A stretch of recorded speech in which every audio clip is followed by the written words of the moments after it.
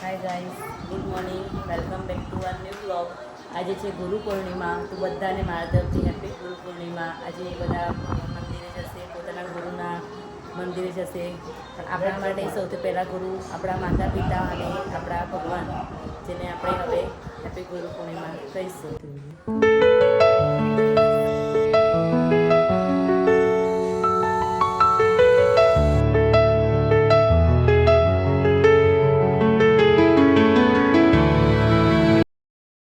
સાંજના વાગી ગયા છે 5:30 અને મમ્મી અહીંયા ભજનમાં જઈને આવ્યા. મમ્મી ભજનમાં જઈને આવ્યા ગુરુ પૂર્ણિમાના.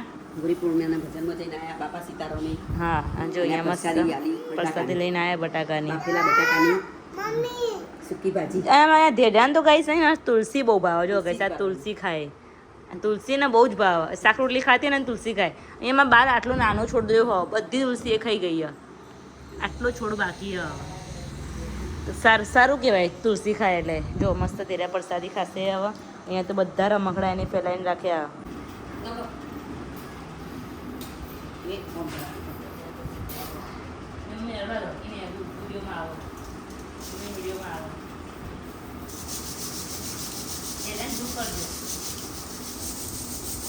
મારા વાત પાડે.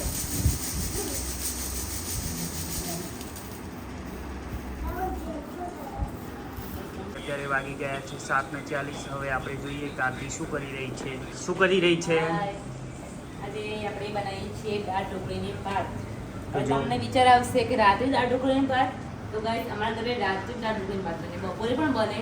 પણ અમારા દિયરની નોકરી હોય, મતલબ વીકમાં બધા દિવસ નોકરી હોય, બપોરે તો ખાઈ શકે નહીં ગરમ ગરમ. એટલે મેં આજે મસ્ત દાળ ઢોકળા મૂકી દીધી. જો ગાઈસ આ દાળ બની રહી છે. હા, અને અહીંયા રાઈસ રેડી થઈ ગયા છે અમુક ઢોકળી કાપી અને આ કાપી ઢોકળી નાખી દઉં.